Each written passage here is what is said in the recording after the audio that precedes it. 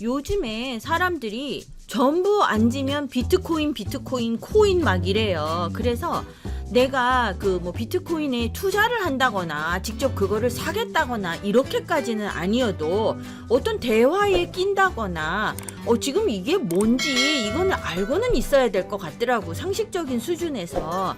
그래서 내가 한번 찾아봤어요. 이 핫 토픽인 비트코인 도대체 뭔가. 그래갖고 내가 구글로 찾아봤어. What is 비트코인? 이렇게 하고 찾아봤더니 크립토 커런시, 그래서 한국말로는 암호화폐 이렇게 되어 있고, 또 이게 새로운 형태의 화폐로서 디지털, 즉 전자 방식으로 그 매매, 사용, 배분이 이루어진다.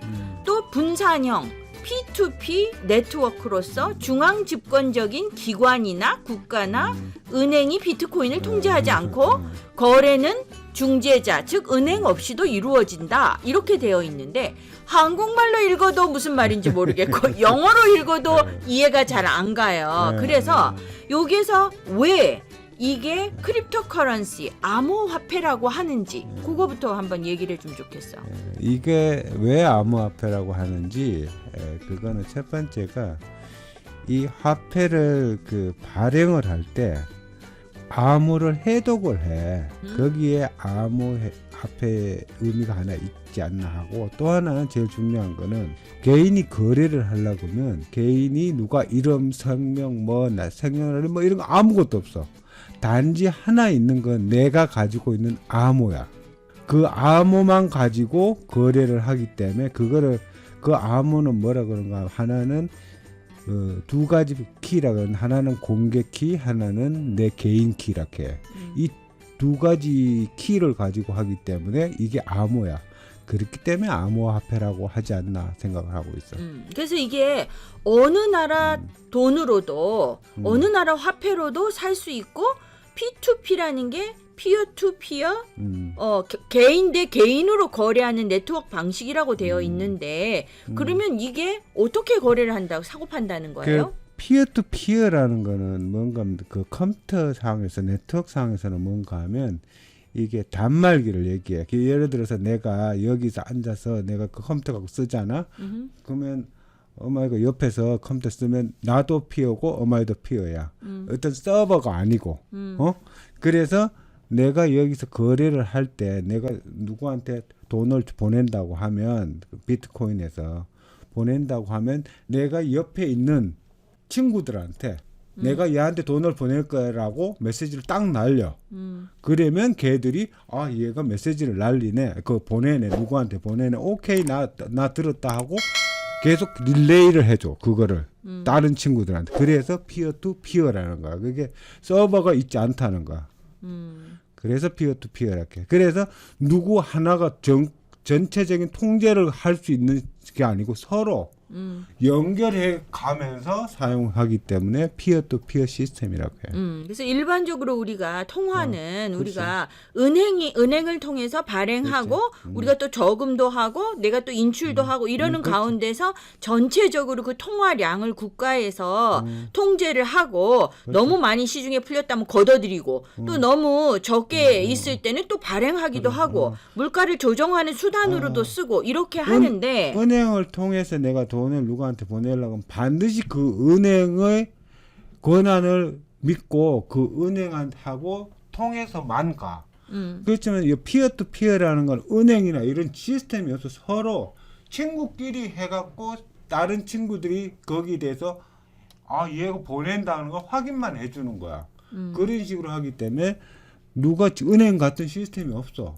없으면서 거래를 할 수 있기 때문에 피어 투 피어 시스템이라는 거예요. 그러면 이걸 누가 만들었고, 그 양이, 전체적인 양이 이게 어느 국가나 은행이나 뭐 이런 게 통치하는 게 아니기 때문에 이게 그러면 무한대로 사람들이 막 계속해서 발굴해 내는 건지, 그게 양이 얼만큼인지 그게 궁금해요.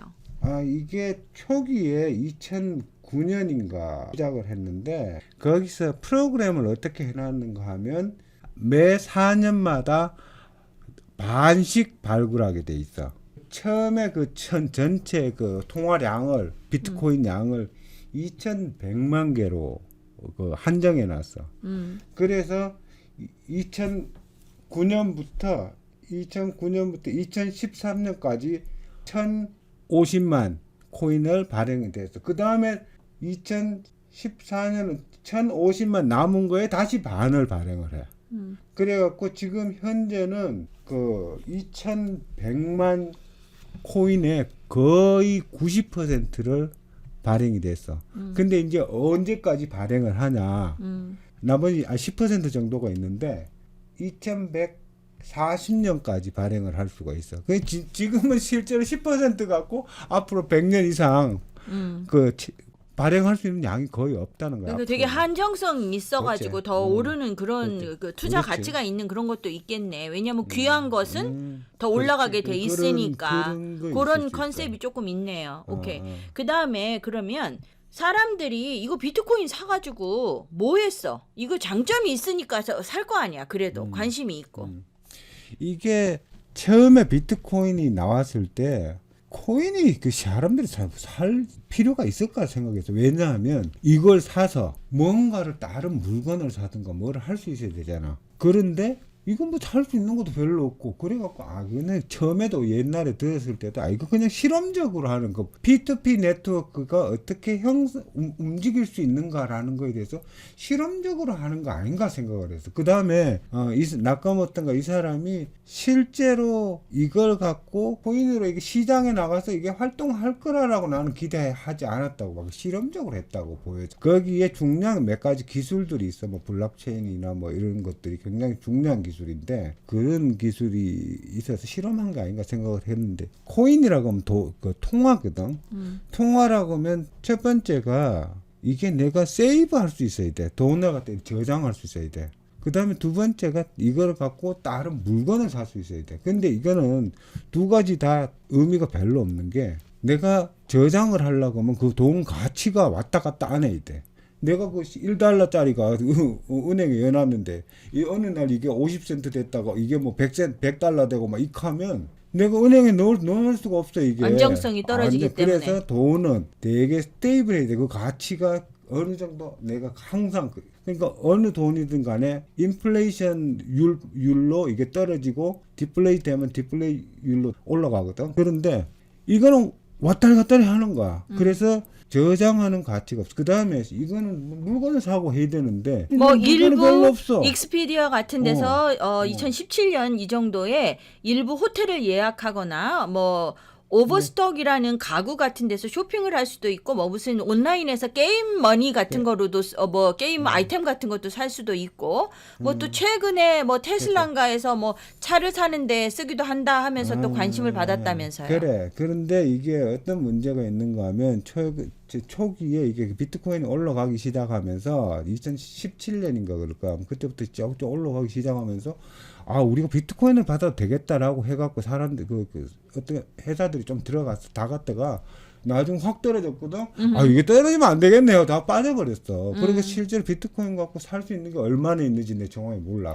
최근에 테슬라에서 얘기를 했는데 아마도 그거 나는 50% 안 된다고 봐. 그애들이 받을 수 없다고 봐. 왜냐하면 이 텍스 문제나 여러 가지 되게 복잡한 여러 가지 문제들이 있어. 이 정부에서 이게 통제를 할 수 있어야 되는데 못하면 허가를 안 해주면 끝이야. 그렇기 때문에 그런 부분에 대해서 좀 저게 있지. 그렇지만 이게 올라가기 시작하면 특히 그 작년부터인가 올라가기 시작하면 사람들이 주목을 하기 시작했어. 이게 뭐 천정부지로 올라가거든. 그러니까 전부 다 비트코인 하는 거야. 문제는 그러면 지금같이 이게 비트코인의 총저게 국가의 경제나 경제 정책 있잖아. 돈을 풀고 줄이고 뭐 하는 이자를 높이고 낮추고 하는 이런 정책에 직접적인 영향을 주지 않은 선까지는 괜찮아. 이게. 그렇지만 이게 어느 선을 넘어서면 국가가 통제하기 시작한다는 거야. 그렇게 되면 비트코인을 어느 날 갑자기 사용을 못하게 한다면 이게 어떻게 될 거냐. 그런 위험성이 있다는 거죠. 실제로 중국이나 베트남이나 몇 개 나라 아예 그 비트코인 자체를 못 쓰게 하고 있고 그 다음에 미국이나 이런 데서는 비트코인 자체 시장 자체가 암만 커도 얼마 안 되기 때문에 그냥 하나의 사람들 뭐 주식 투자하듯이 뭐 투자 수단으로 뭐 생각한다든 뭐 이 정도 생각을 하는 거 아닌가 지금 생각하고 있는데 이게 너무 커지면 더 규제가 규제가 확실하게 들어온다. 그러니까 자기가 지금 보기에는 이 가격이 이렇게 오르는 것은 가치가 있다거나 통화로서의 효율성이 있다거나 이런 거보다는 한정된 숫자에서 사람들의 관심이 폭증하면서 그렇지. 돈 놓고 돈 먹기 식으로 계속 따라 들어가는 거 아닌가 이렇게 생각한다는 거죠. 그러니까 이게 비트코인이 그 최근에 미국에서 게임스탑이라는 이제 주식이 있었는데 몇 개월 만에 100배가 올랐어. 그게 아무것도 별로 없는 기업이야. 그 수익이 별로 나는 기업도 아니고 그렇지만 그게 100배가 올라. 그랬을 때 이거하고 거의 같은 현상이 아닌가라고 나는 사람들이 보고 투자를 있어. 하니까 계속 따라 들어가면서 투자를 하고 그렇지. 떨어지기 시작하면 막 던진다. 이렇게 해서 그래. 조금 위험성이 너무 높은 그런 거 아닌가. 일시적인 투기성일 가능성이 있다. 이런 의미예요. 근데 그 투자를 할 때는 굉장히 조심을 해야 된다고 보는데 이 부분은 내가 다 우리가 필요하면 다음 부분에 좀 정리해서 얘기할 필요가 있어. 왜냐하면 이게 굉장히 중요하고 굉장히 우리가 생각을 해봐야 되는 것들이 있어. 그렇기 때문에 그 부분 다음에 얘기를 하자. 그래요. 그 어떻게 거래를 하고 또 이거를 채굴한다고도 하는데 그걸 어떻게 내가 내 것으로 만들고 그렇지. 이런 방법은 다음에 그래. 보고 하자고. 그래. 오케이.